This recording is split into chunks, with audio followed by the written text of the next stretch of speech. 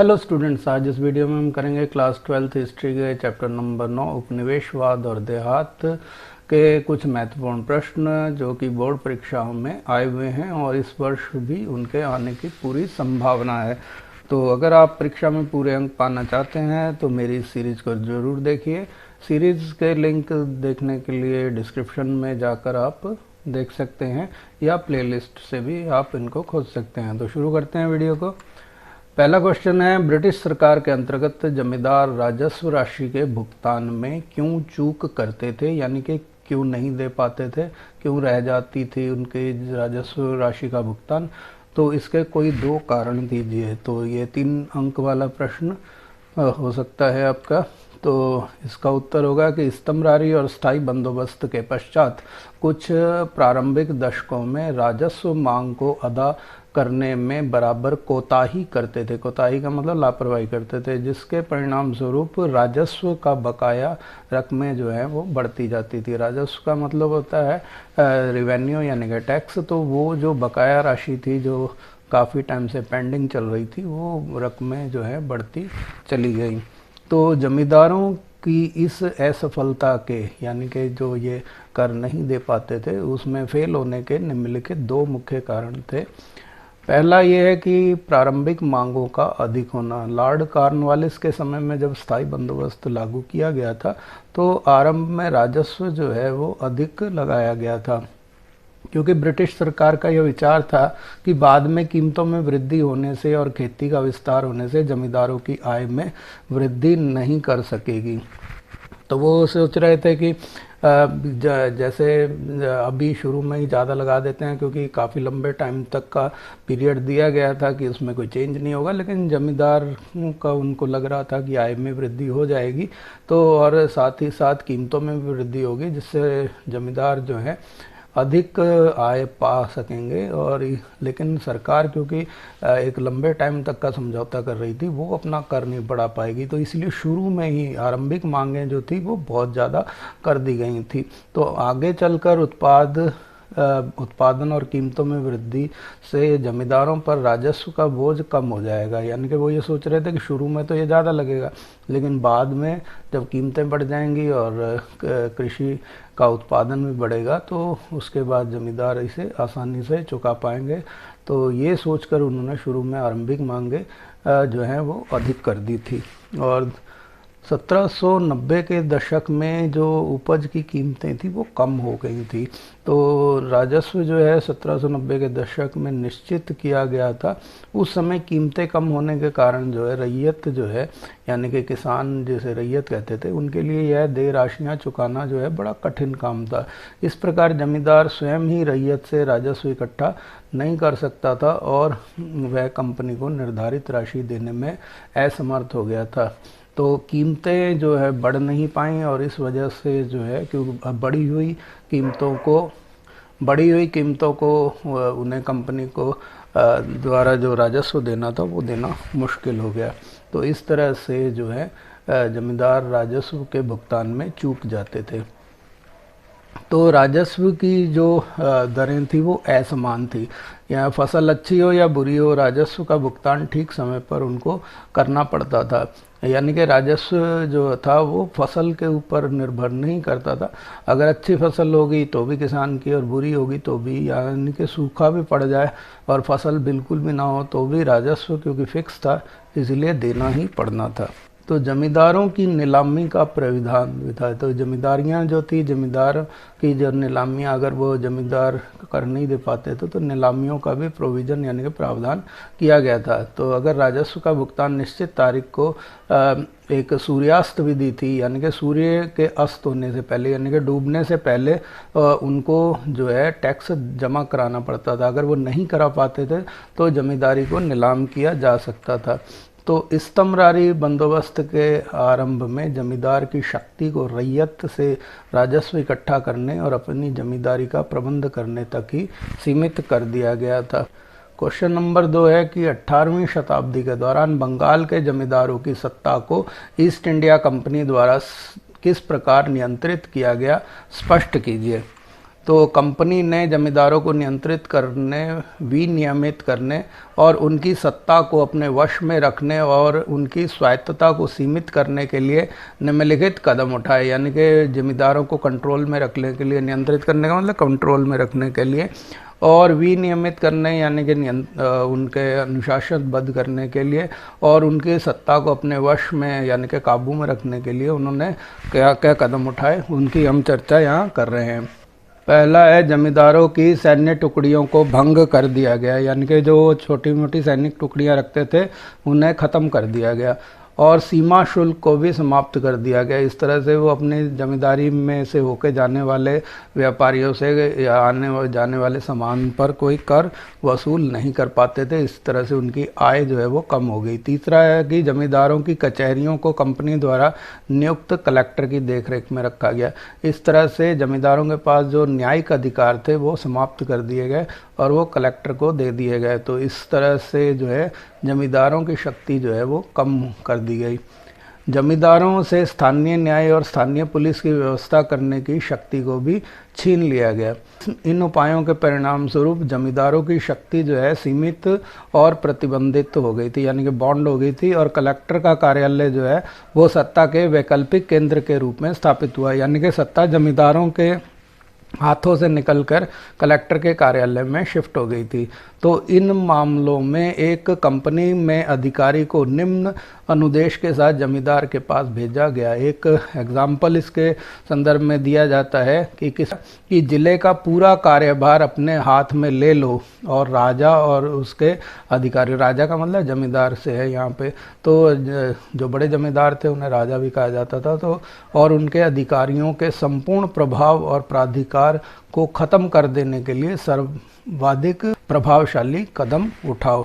तो ये ऑर्डर दे के उन्हें भेजा गया था कि सारी ताकत को, उसके सारे काम को अपने हाथ में ले लो, टेक ओवर कर लो, और जो जमींदार है और उसके जो अधिकारी हैं उनका जो भी प्रभाव है और जो भी उन्हें अधिकार है उन्हें ख़त्म कर देने के लिए जो भी कदम उठाए जा सकते हैं वो उठाओ। क्वेश्चन नंबर 3 है, गांवों में जोतदारों की शक्ति जमींदारों की शक्ति की अपेक्षा अधिक प्रभावशाली कैसे होती थी, स्पष्ट कीजिए।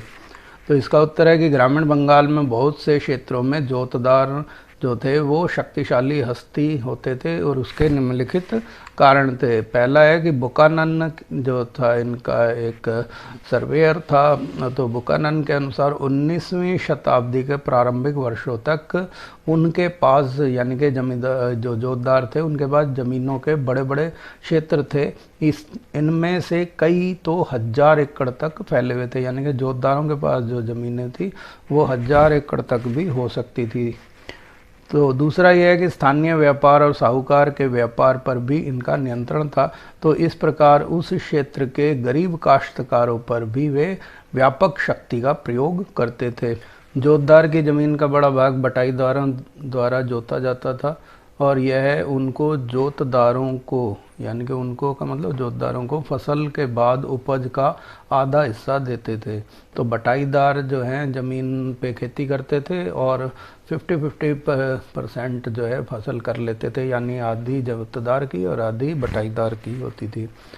तो गांवों में रहने के कारण जोतदार जो थे वो ग्रामवासियों पर सीधा नियंत्रण करते थे, क्योंकि वो सीधे उनके टच में रहते थे, इसीलिए उनके सुख दुख में सहायक भी होते थे। जबकि ज़मींदार जो है वो शहरों में रहते थे, तो उनके इसीलिए गांव वाले ज़्यादा प्रभाव भी नहीं करते थे, क्योंकि वो उनकी पहुंच से दूर थे। जोतदार जमींदारों द्वारा गांवों में जमा लगान को बढ़ाने का प्रतिरोध करते थे, क्योंकि अगर जमींदार ज़्यादा लगान मांगेगा तो जोतदार के ऊपर विरोध उसका करते थे, क्योंकि उनके ऊपर बोझ बढ़ जाएगा। और जमींदारी जो है वो अधिकारियों को अपने कर्तव्यों का पालन करने से रोकते थे। तो जमींदार के जो अधिकारी आते थे उनको उनके कर्तव्य का पालन करने से रोकते थे। तो अपने ऊपर निर्भर रैयत को अपने पक्ष में एकजुट रखते थे, यानी कि जो उनके नीचे किसान थे, रैयत माने किसान, उनको वो अपने पक्ष में इकट्ठा करके रखते थे, और जमींदार को राजस्व के भुगतान में जानबूझकर देरी करा देते थे, जिसके परिणाम स्वरूप जमींदारी जो है वो नीलाम हो जाती थी। तो क्योंकि सूर्यास्त के नियम के अनुसार समय पर कर जमा न कराने से जमींदारी नीलाम हो जाती थी और प्राय जोतदार ही उन ज़मीनों को खरीद लेते थे और इस प्रकार उत्तरी बंगाल में जोतदार जो है वो अधिक शक्तिशाली हो गए थे। ये प्रश्न बहुत ही इम्पोर्टेंट है, इसे आप ध्यान से कीजिएगा। क्वेश्चन नंबर 4 है, अत्यधिक राजस्व की मांग व भू संपदा की संभावित नीलामी से बचने के लिए बंगाल के जमींदारों द्वारा अपनाई गई 2 रणनीतियों की व्याख्या कीजिए। तो इसका उत्तर है कि 18वीं शताब्दी के अंत में जमींदारों के समक्ष संकट की स्थिति थी। राजस्व राशि के भुगतान में चूक करने के परिणाम स्वरूप राजस्व की बकाया रकमों में वृद्धि हो गई थी, जिससे कई बार संपदा की नीलामी की स्थिति आ जाती थी। इसके साथ जोतदारों के उदय के कारण जमींदारों की शक्ति का कम होना स्वाभाविक था, परंतु इसके बावजूद ग्रामीण क्षेत्रों में जमींदारों की सत्ता समाप्त नहीं हुई। राजस्व की अधिक मांग और अपनी भू संपदा की संभावित नीलामी के बावजूद जमींदार अपनी जमींदारियों पर निम्न रूप से नियंत्रण बनाए रखते थे। पहला है फर्जी बिक्री। तो फर्जी बिक्री में कई प्रकार के तरीके अपनाए जाते थे, जैसे स्त्रियों के घर की स्त्रियों जैसे माता पत्नी आदि के नाम पर जमींदारी का कुछ भाग जो है वो कर देते थे, और क्योंकि स्त्रियों की जो संपत्ति थी वो नहीं छीनी जाती थी और राजस्व की मांग भी उनसे नहीं की जा सकती थी, तो इस तरह से उनकी नीलामी के समय जमींदार के आदमियों के द्वारा ही ज़्यादा बोली लगाकर संपत्ति को कम कीमत पर जमींदार को ही बेचना पड़ता था, क्योंकि जब नीलामी के समय जमींदार के ही आदमी वहाँ बोली लगाने के लिए इकट्ठे हो जाते थे और वो बोली छुड़वा लेते थे लेकिन जमा नहीं करवाते थे। इस वजह से आखिर में तंग आकर कंपनी को कम कीमत पर ही जमींदार को वो जमींदारी बेचनी पड़ जाती थी। ऐसी स्थिति में कंपनी इकट्ठा हुई बकाया राशि को वसूल नहीं पाती थी, तो बल प्रयोग द्वारा भी वो अपनी जमींदारी की रक्षा करते थे। तो बल प्रयोग का मतलब है कि अगर कोई बाहरी व्यक्ति नीलामी में ज़मीन को खरीद लेता था तो जो पहले वाला जमींदार होता था तो उसके लठैत होते थे, जिन्हें लठियाल बोलते हैं, उस पर कब्जा नहीं लेने देते थे और उनको मारपीट के भगा देते थे। कभी कभी पुराने रैयत बाहरी खरीदार के लोगों को ज़मीन में घुसने नहीं देते थे और यह मानते थे कि पुराना जमींदार ही उनका अन्नदाता है और वे उसकी प्रजा हैं। तो उनके अनुसार जमींदारी की बिक्री से उनका तादम्य और गौरव को धक्का पहुंचता था, इसीलिए जमींदार आसानी से विस्थापित नहीं किए जा सकते थे। तो रैयत को ऐसा लगता था कि अगर जमींदारी बिक गई तो उससे जमींदार के और उनके आत्मसम्मान और गौरव को धक्का पहुंचेगा, इसीलिए सब मिलजुल कर जमींदारी को बचाने की कोशिश करते थे। इस प्रकार से जमींदार जो है आसानी से विस्थापित नहीं किए जा सकते थे। क्वेश्चन नंबर 5, ये भी काफ़ी इम्पोर्टेंट है कि हल और कुदाल के बीच की लड़ाई बहुत लंबी चली। इस कथन को 18वीं सदी के दौरान राजमहल की पहाड़ियों में रहने वाले संथाल और पहाड़ी लोगों के संदर्भ में सिद्ध कीजिए। तो इसका उत्तर है कि 18वीं शताब्दी के अंतिम दशकों में अंग्रेज़ों ने स्थिर खेती का मतलब एक जगह टिक के खेती करने के क्षेत्र में वृद्धि करने के लिए जंगलों की सफाई कटाई को प्रोत्साहित किया। वह वनवासियों को असभ्य, क्रूर, बर्बर और उपद्रवी मानते थे और एक स्थायी और सुव्यवस्थित समाज की स्थापना करना चाहते थे। तो अतः वह जंगली लोगों को सभ्य बनाना और उनसे खेती का काम करवाना चाहते थे। 1770 के दशक में उन्होंने पहाड़िया लोगों को निर्मूल कर देने की नीति अपनाई और बाद में पहाड़िया मुखियाओं को वार्षिक भत्ता देकर अपने व्यक्तियों के चाल चलन ठीक रखने के उत्तरदायित्व उनको सौंप दिया, परंतु इसमें पर्याप्त सफलता प्राप्त नहीं हुई। इन परिस्थितियों में पहाड़िया लोगों ने अपने आप को शत्रुतापूर्ण सैन्य बलों से बचाने के लिए बाहरी लोगों से लड़ाई जारी रखी। जैसे संथाल लोग थे उनसे उनका लड़ाई जो है वो तो जारी रखी, लेकिन वो पहाड़ियों के भीतरी भागों में चले गए और इस उनके मन में यह भावना थी कि प्रत्येक बुरा आदमी, चाहे वो बुकानन ही क्यों ना हो, कोई भी गोरा आदमी है वो बुरा होता है और वो उनका शत्रु है, जो उनके जंगल और ज़मीन उनसे छीनकर उनकी जीवन शैली और जीवित रहने के साधन जैसे जंगल और जंगलों में रहने वाले जीव जंतुओं आदि को नष्ट करने के लिए वहाँ पर आया है। अतः उन्होंने इनका प्रतिरोध किया। इसके पश्चात जब संथाल राजमहल की पहाड़ियों पर बसे तो पहाड़िया लोगों ने उनका भी विरोध किया। तो संथाल लोगों का आगमन एक नए खतरे का संकेत था। संथाल लोग वहाँ के जंगलों का सफाया करते हुए, इमारती लकड़ी को काटते हुए, जमीन जोतते हुए और चावल और कपास उगाते हुए उनके उन इलाकों पर बड़ी संख्या में घुसे चले जा रहे थे। हालांकि संथालों को पहाड़ी राजमहल की पहाड़ियों की तलहटी में यानी कि निचले हिस्से में बसाया गया था, लेकिन धीरे धीरे उन्होंने पहाड़ों पर भी कब्जा करना शुरू कर दिया। अब पहाड़ जो पहाड़िया लोगों की अपनी निजी संपत्ति मानते थे, उनके साथ संघर्ष होने की वजह से, जैसे हमने पहले बताया, उन्हें पहाड़ियों राजमहल की पहाड़ियों के ऊपरी भागों में जाना पड़ गया। तो इस तरह से धीरे धीरे जो है उनके इलाकों में वो घुस गए। क्योंकि संथालों ने निचली पहाड़ियों पर अपना कब्जा जमा लिया था, इसलिए पहाड़िया लोगों को राजमहल की पहाड़ियों में और पीछे हटना पड़ गया। पहाड़िया लोग जो हैं वो झूम खेती करते थे। झूम खेती का मतलब होता है कि एक जगह पर ज़मीन साफ करके पेड़ पौधे काट कर वहाँ पर खेती करना, और जब वहाँ पे थोड़े समय खेती करने के बाद जब उसकी उपजाऊ क्षमता खत्म हो जाती है, फिर उसे खाली छोड़कर दूसरे स्थान पर चले जाना और वहाँ पे पेड़ पौधे काट कर फिर वहाँ पे खेती करना झूम खेती कहलाती है।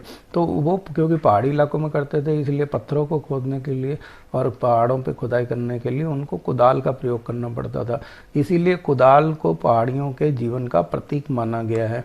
इसके विपरीत जो संथाल जो थे वो खेती करने के लिए हल का प्रयोग करते थे, अतः हल को उनकी शक्ति का प्रतीक माना गया है। तो इसीलिए पहाड़ियों और संथालों के मध्य की लड़ाई कुदाल और हल की लड़ाई थी, जो कि काफ़ी लंबे समय तक चलती रही। क्वेश्चन नंबर 6, दामिन को क्या था? 18वीं शताब्दी के दौरान संथालों ने अंग्रेज़ों का प्रतिरोध क्यों किया? तो 1880 के दशक के आसपास अंग्रेज़ों ने राजमहल की पहाड़ियों की तलहटी में स्थायी कृषि कराने का निर्णय लिया था।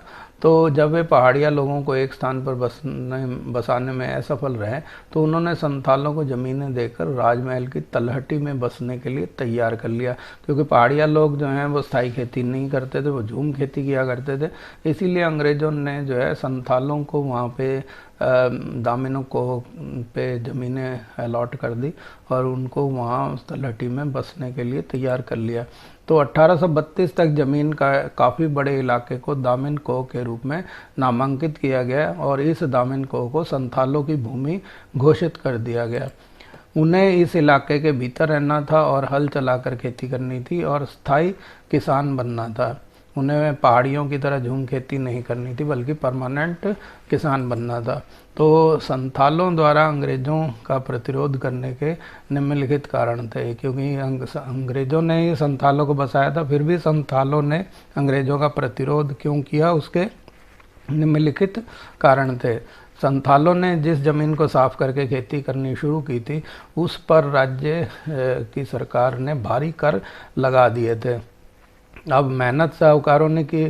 साहूकार जो हैं, साहूकार जिन्हें दीकू भी कहा जाता था, वो लोग जो हैं ऊंची दर पर ब्याज लिया करते थे और कर्ज अदा ना करने की हालत में उनकी ज़मीनों पर कब्जे कर लेते थे। तो एक तो अंग्रेज़ सरकार द्वारा उनके ऊपर भारी कर लगा दिए गए और दूसरा जो है साहूकारों द्वारा ज़्यादा ब्याज लेकर उनके ज़मीनों पर जो है धीरे धीरे कब्जे करने शुरू कर दिए गए। तो इससे जो है ज़मींदार लोग जो है दामिन क्षेत्र में अपने नियंत्रण का दावा करते रहे और जो ज़मींदार लोग थे जो पहले से वहाँ पर स्थायी खेती कर रहे थे, वो भी दामिन क्षेत्र को, दामिन कोह के क्षेत्र को अपना बताकर उनके ऊपर कब्जा करना चाहते थे। पहाड़िया लोग जो उन मैदानों में जहाँ किसान एक स्थान पर बसकर खेतीबाड़ी करते थे, क्यों आक्रमण करते थे और किस प्रकार जमींदारों को शांति खरीदनी पड़ती थी, व्याख्या कीजिए। तो इसका उत्तर है कि पहाड़िया लोगों द्वारा मैदान पर आक्रमण विशेष रूप से अभाव या अकाल के वर्षों में अपने आप को जीवित रखने के लिए किए जाते थे और इसके अतिरिक्त ये आक्रमण मैदानों में बसे समुदायों पर अपनी ताकत दिखाने का भी एक तरीका था और यह आक्रमण बाहरी लोगों के साथ अपने राजनीतिक संबंध बनाने के लिए भी किए जाते थे और मैदानों में रहने वाले जमींदारों को अक्सर इन पहाड़िया मुखियाओं को नियमित रूप से खिराज यानी कि एक प्रकार का टैक्स जो है वो शांति बनाए रखने के लिए देना पड़ता था। इस तरह से पैसे देकर उन्हें शांति खरीदनी पड़ती थी और जो उस इलाके से व्यापारी जाते थे तो व्यापारियों द्वारा नियंत्रित रास्तों का उपयोग करने की अनुमति प्राप्त करने हेतु उन्हें कुछ पथ कर यानी कि रोड टैक्स की तरह का एक टैक्स देना पड़ता था। जब ऐसा पत्थर पहाड़िया मुखियाओं को मिल जाता था तो वह व्यापारियों की रक्षा करते थे और यह आश्वासन देते थे कि कोई भी उनके माल को नहीं लूटेगा। क्वेश्चन नंबर 8 है, रिकार्डो का भू स्वामित्व का विचार बम्बई दक्कन में किस प्रकार लागू किया गया, समीक्षा कीजिए। तो इसका उत्तर होगा कि रिकार्डो का भू स्वामित्व का विचार मुंबई दक्कन में रैयतवाड़ी प्रणाली के रूप में लागू किया गया और इसके अंतर्गत पहला राजस्व बंदोबस्त जो है 1830 के दशक में 30 वर्षों के लिए लागू किया गया। और रैयतवाड़ी राजस्व प्रणाली के परिणाम स्वरूप किसानों के कर्ज में वृद्धि हुई। इसीलिए निम्नलिखित कारण इसके ये थे कि राजस्व का अधिक होना, तो राजस्व इतना अधिक था कि इसके परिणाम स्वरूप किसान अपने गांव छोड़कर नए क्षेत्रों में चले गए। इसके अतिरिक्त वर्षा न होने और फसल खराब होने की स्थिति में किसानों की दशा जो थी वो अत्यंत शोचनीय हो जाती थी। इसीलिए राजस्व ना देने के कारण किसानों की फसलें जो है वो जब्त कर ली जाती थी और सारे गांव पर जुर्माना भी लगा दिया जाता था। कृषि उत्पादन की कीमतों में भी कमी आ गई थी। तो 1832 के पश्चात उत्पादों की कीमतों में गिरावट के कारण किसानों की आय में भी जो है कमी आ गई, जिससे किसानों की दशा जो है बहुत ज़्यादा खराब हो गई थी। तो अकाल पड़ना, तो 1832 से 34 के वर्षों में ग्रामीण क्षेत्रों में भयानक अकाल पड़ा। इसके कारण जो है काफ़ी हानि हुई। लगभग 1/3 पशुधन जो है, 1/3 पशुधन जो है उनकी मृत्यु हो गई और आधी मानव आबादी जो है काल के ग्रास में चली गई और बचे हुए लोगों के लिए खाद्यान्न नहीं था। ये नहीं है जो बच गए वो भरपेट खा रहे थे, उनको भी खाने नसीब नहीं हो रहा था। तो उपर्युक्त कारणों के परिणाम स्वरूप किसानों का बकाया राजस्व बढ़ता गया और उन्होंने ऋणदाताओं से अपनी आवश्यकताओं की पूर्ण करने के लिए ऋण लिया, परंतु समय पर ऋण न चुकाने के कारण उनकी राशि बढ़ती गई और भयंकर रूप से वो कर्ज के नीचे दब गए। क्वेश्चन नंबर 9 जो है ये अलग अलग वर्षों में कई तरह से पूछा गया है, तो इनका सबका उत्तर जो है एक ही है, वो हम आपको बताएंगे। तो काफ़ी इंपॉर्टेंट क्वेश्चन है। तो 5वीं रिपोर्ट में दिए गए तथ्यों और साक्ष्यों को बिना किसी आलोचना के स्वीकार नहीं किया जा सकता, तर्क दीजिए। या 5वीं रिपोर्ट किसके द्वारा और क्यों लिखी गई, इसका क्या उद्देश्य था, इसकी प्रमुख विशेषताओं का वर्णन कीजिए। या ईस्ट इंडिया कंपनी पर सेलेक्ट कमेटी द्वारा 1813 में इंग्लैंड की पार्लियामेंट में प्रस्तुत की गई 5वीं रिपोर्ट का वर्णन कीजिए। तो इसका उत्तर इस प्रकार होगा कि 5वीं रिपोर्ट क्या थी, पहले हम उसकी बात करते हैं। तो यह रिपोर्ट 1813 में ब्रिटिश संसद में पेश की गई थी। इसमें भारत में ईस्ट इंडिया कंपनी के प्रशासन और क्रियाकलापों का वर्णन जो है वो दिया गया था। तो इस रिपोर्ट में जो 1002 पृष्ठ ये थे, यानी कि पेज थे, और इनमें से 800 से अधिक पेज जो हैं वो परिशिष्टों के यानी कि एनेक्चर्स के रूप में थे, जिनमें जमींदारों और रैयत के प्रार्थना पत्र थे, किसानों के जमींदारों के प्रार्थना पत्र एप्लीकेशनें थी और विभिन्न जिलों के कलेक्टर जो थे उनकी रिपोर्टें थी।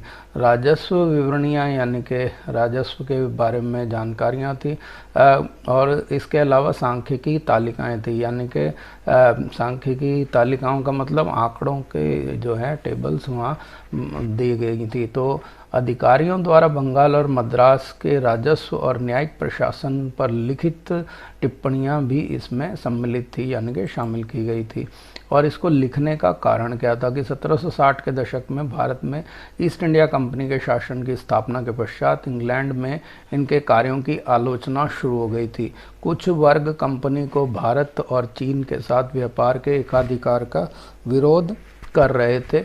इनकी मांग थी कि उस शाही फरमान को रद्द कर दिया जाए जिसके तहत उस कंपनी को यह एकाधिकार दिया गया था। भारत और चीन से व्यापार करने के लिए जो मोनोपोली थी उसे ख़त्म करना था।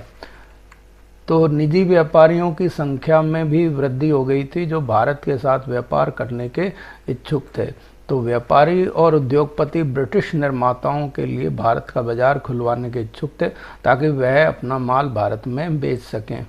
कई राजनीतिक समूहों का विचार था कि बंगाल विजय का लाभ केवल ईस्ट इंडिया कंपनी को ही मिल रहा है, संपूर्ण ब्रिटिश राष्ट्र को नहीं मिल रहा।